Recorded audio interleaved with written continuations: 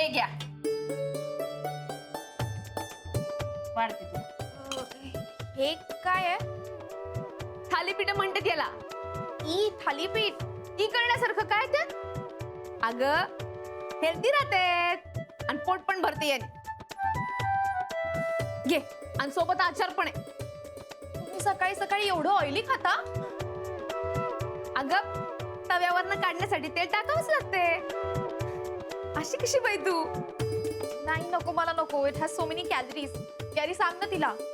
ए बाई, तुला नको पाहिजे ना तर नाही दे, पण तू यांना गॅरी म्हणू नकोस. वयाचा तरी मान ठेवायला पाहिजे ना बाई माणसानी. राधिका, ती नाही म्हणते तर कशाला उगीच फोर्स करतेस ना? हा, घेऊन जा बरं आत. आव, तर काल ताप आला होता हिला. आता परत औषध घ्यायचं तर खायला तर लागेलच ना. बरं थालीपीठ नको, दलिया तरी आणू का? फॉर गॉड सेक, मला काही नकोय. बाबा खूपच हट्टी आहे ही पोट्टी. आव, तुम्ही तरी सांगा तिला, तुम्ही वयाने मोठे आहात, तुमचं ऐकेल. अगं वयाचा काय संबंध आहे याच्यामध्ये? ती नको म्हणते तर नको ना. हे बघ आता राहू दे, आम्ही जाता जाता वाटलं तर रस्त्यामध्ये काहीतरी खाऊ. हा, बाहेरचं काऊन खाता? चांगलं चुंगलं घरातलं मिळून राहिलं तर तसाही डबा दिलाच आहे तुम्हाला, पण आता काहीतरी खाऊन जाच. राधिका, आता ती नाही म्हणते तर कशाला उगीच फोर्स करतेस? बस आता.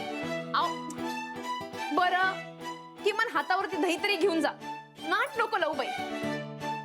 थांब आधीच. कॅरी चल पटकन, मला ते आंबट दही नाही खायचंय. चल लवकर उठ, काय ना चल पटकन.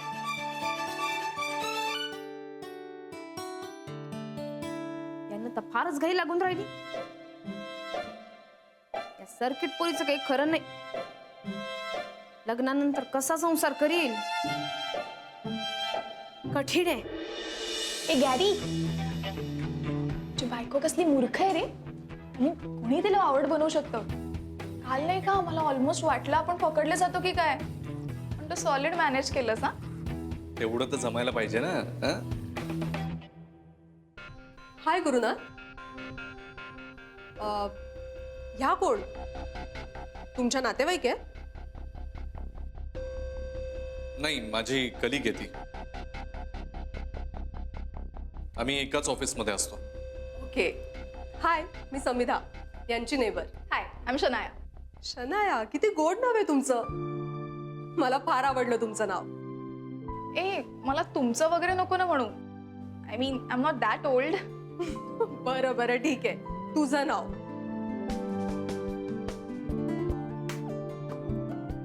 हे बाय द वे, मला तुझा ड्रेसिंग सेन्स पण आवडला. खूप स्मार्ट आहे. कुठून घेतलंस? बँड्रा?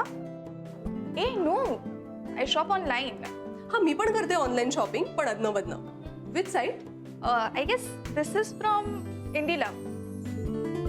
ए, मला माहिती आहे ही साईट. नाईस, मला खूप आवडते ही साईट. मी पण करते इथनं शॉपिंग, पण अदनं-बदनं. ओ गॉड, तू इंडी लव्हरनं शॉपिंग करतेस ना, म्हणजे ऑब्व्हियसली तुझा चॉईस चांगलाच असणार आहे. यु नो वॉट, तिथं फक्त एलिट लोकच शॉपिंग करतात. Thank you so much.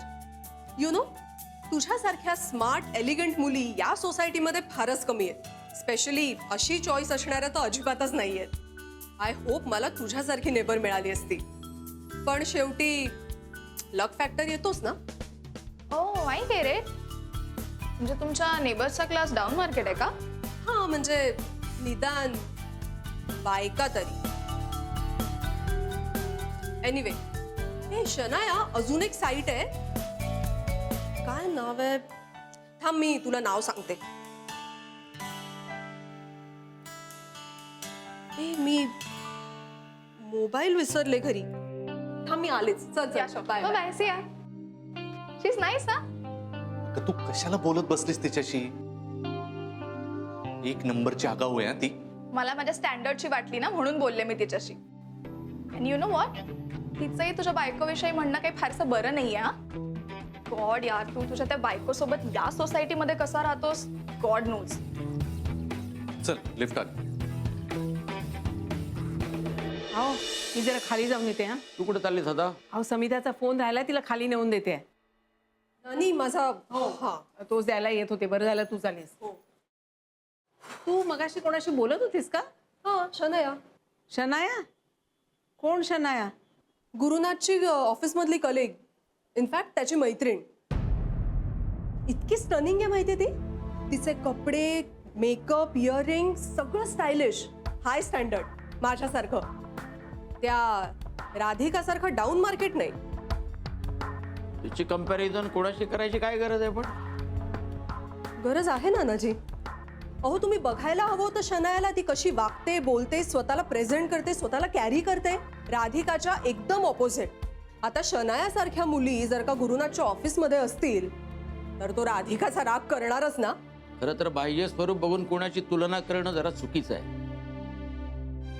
माणसाचं अंतर मन बघून मग ठरवायचं त्याची खरी ओळख, त्याचा स्वभाव, त्याच्या भावभावना. या सगळ्या गोष्टी नंतर येतात ना. आजकालच्या जगात तुम्ही कसे वागता, बोलता, तुम्ही काय कपडे घालता, तुमचं राहणीमान कसं, या गोष्टीला खूप महत्व आहे.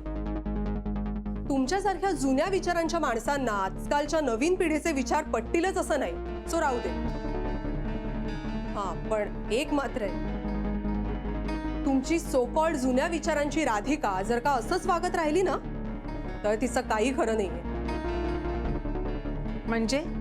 म्हणजे नानी, अप टू डेट राहणाऱ्या माणसांना जुन्या गोष्टींचा एका पॉइंट नंतर तिटकारा येतो.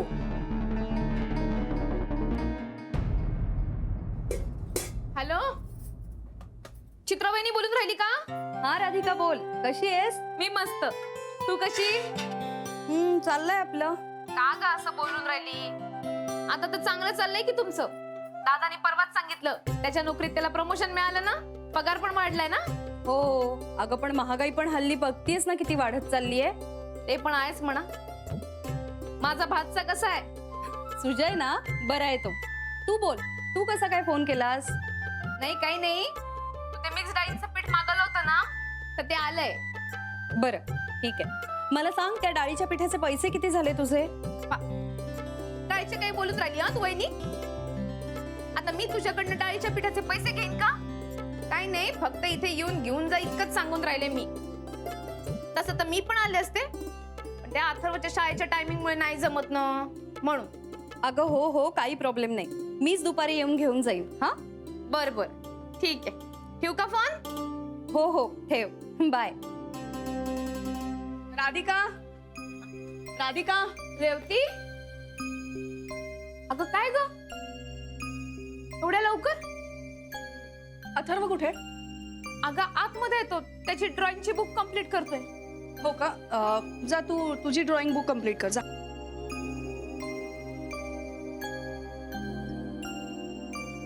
रेवती, काय काय झालं? हा, मला जरा 2 मिनिटं बोलायचंय तुझ्याशी. ये ना, बसूया चल. अगं आई कधी बस. रेवती, काय झालंय? आधी मला सांग, तुमच्याकडे काल कोणी मुलगी राहायला आली होती का? हो आली होती ना. कोण होती ती? यांच्या ऑफिस मधली होती. राधिका, मला वाटतं ही तीच मुलगी होती जिला मी गुरुनाथ बरोबर आमच्या स्टुडिओत पाहिलं होतं.